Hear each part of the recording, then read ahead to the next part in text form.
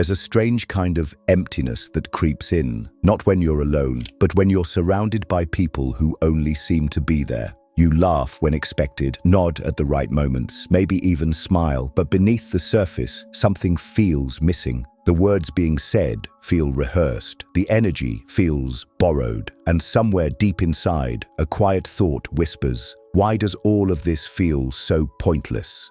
This is the quiet dilemma many intelligent people carry but rarely speak about. The more aware you become, the more the world around you begins to feel like a stage play, predictable, shallow, and often exhausting. Schopenhauer saw it clearly over a century ago. He believed that the more a person sees into the nature of reality, into human behavior, ego, and desire, the harder it becomes to engage with surface-level rituals that pass as connection. In a world obsessed with social interaction, it's easy to feel like something's wrong with you when small talk feels suffocating or when crowds leave you drained instead of energized. But Schopenhauer would say the opposite is true, that it's not a flaw, but a sign of insight. Because what the world calls connection, the thinking mind often experiences as performance. And the more intelligent you are, the harder it becomes to pretend otherwise. This is why social life can feel so deeply empty, not because you lack the ability to connect, but because you long for something deeper, something real, and most of what you find just isn't. This brings us to the first key point: why intelligence makes social life feel more empty, not less.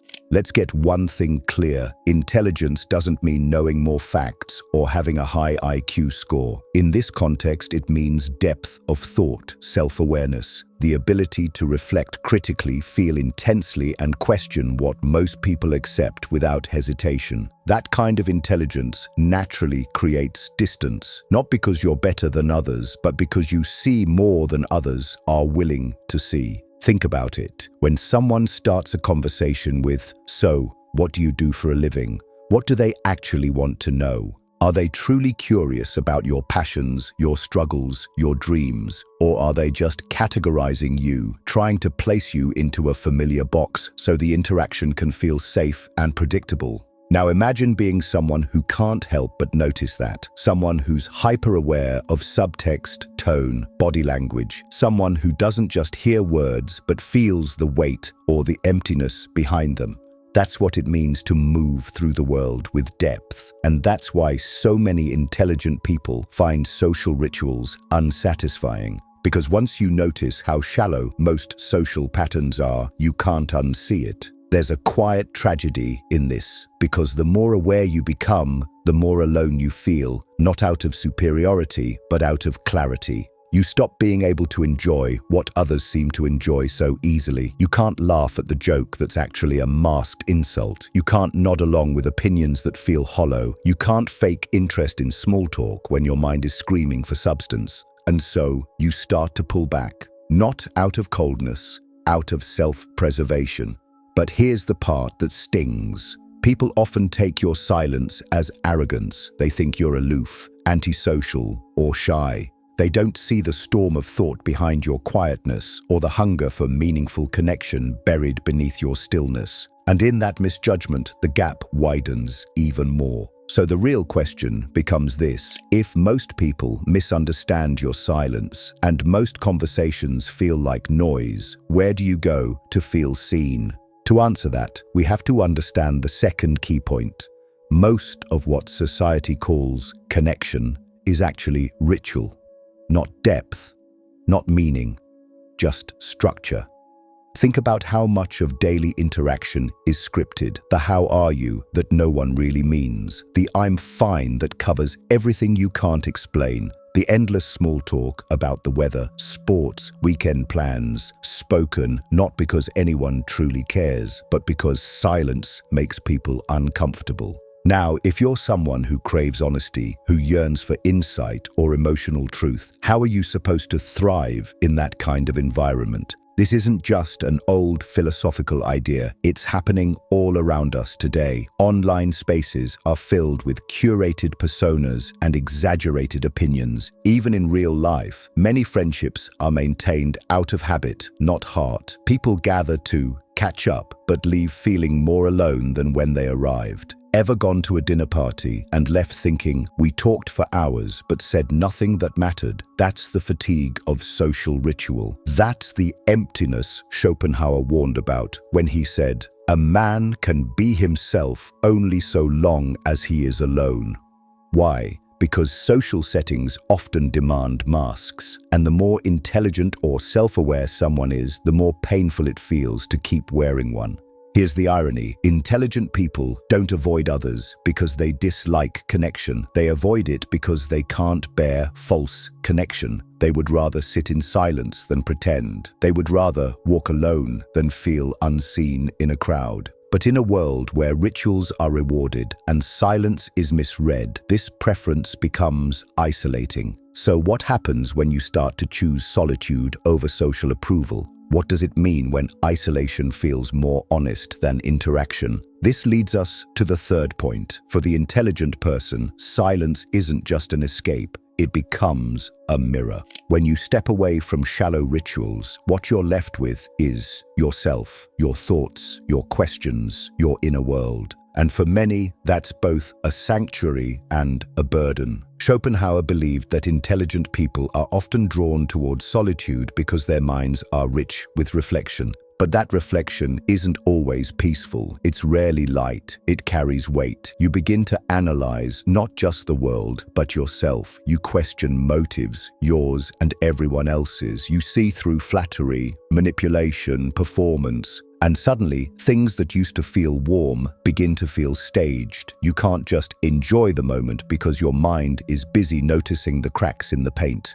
Can you relate to that? Those moments where you're surrounded by noise, but your thoughts are somewhere else entirely, watching, assessing, wondering if any of this is real, if anyone really means what they say. This kind of inner dialogue creates a strange duality. You crave connection, but you also fear its hollowness. You want to belong, but not at the cost of your authenticity. You try to speak, but the words feel heavier than the moment allows. And the deeper you go into your own mind, the more distant the outer world begins to feel. This isn't a mental weakness, it's a mental consequence. When you're wired to think deeply, you will inevitably carry more emotional and psychological weight. Not because you're broken, but because your mind is awake in a world that often prefers to stay asleep. But that awareness can start to isolate you in ways that even you don't fully understand. You might find yourself pulling away from people without knowing why, feeling unseen, even by those who say they love you, feeling exhausted after conversations that used to energize you. And in that exhaustion, you start asking dangerous questions. Is there anyone out there who truly understands me? Or worse, am I too much for this world? That question doesn't just echo in the mind, it settles in the bones. And that brings us to the fourth key point, the difference between being alone and being lonely. It's one of the most misunderstood concepts today. People assume that if you're alone often, you must be sad or broken. But Schopenhauer challenged that idea. He believed that solitude, when embraced by a thinking person, wasn't a symptom of despair. It was a form of freedom. He even said, a man can be himself only so long as he is alone.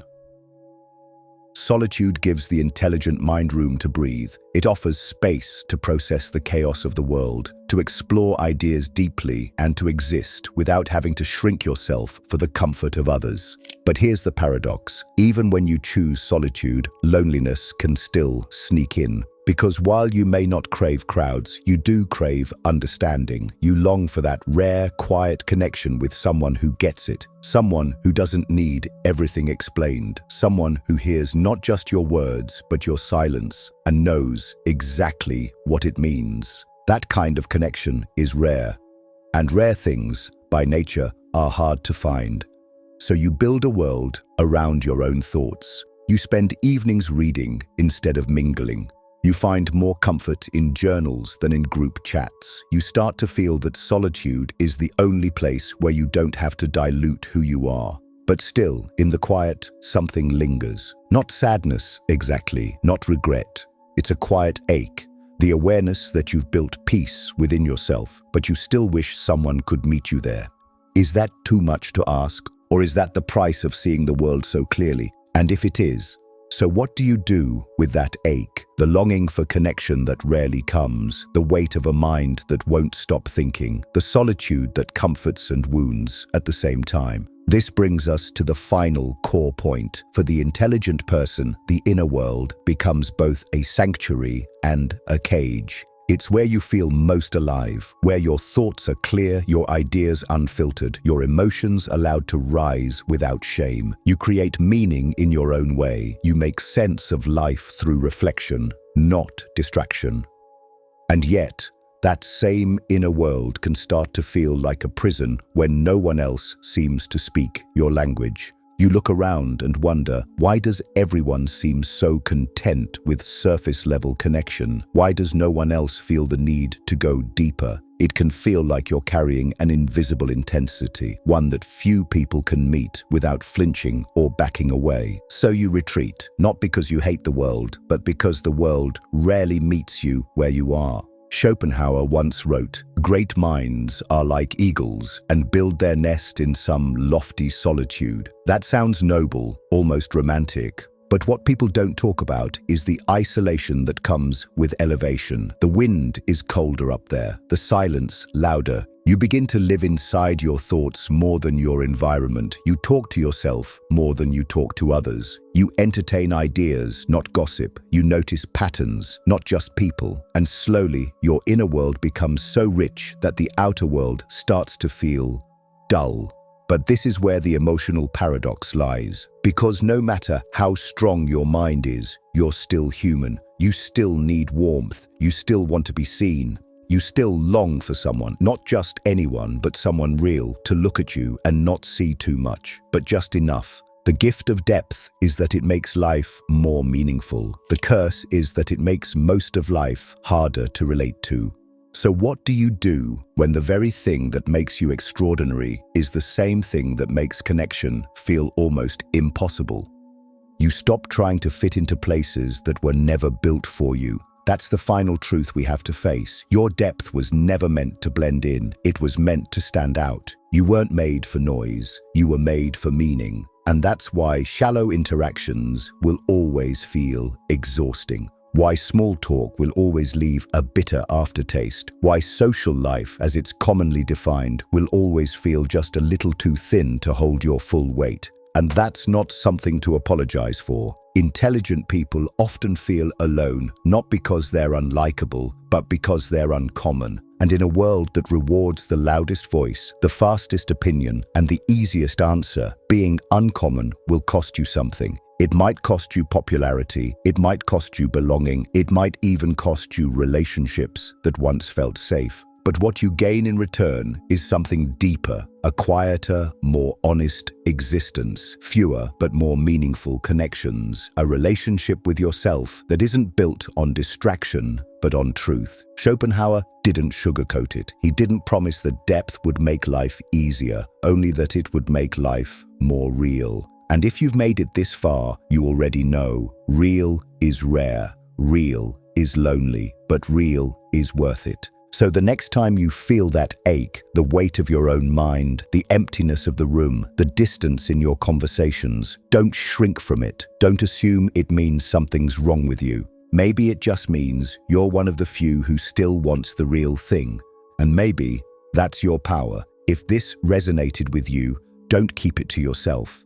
There's someone out there who feels this exact same way, but doesn't have the words yet. Share this, comment. Let them know they're not alone in feeling alone. Because being misunderstood is painful, but being understood, even by one person, can change everything.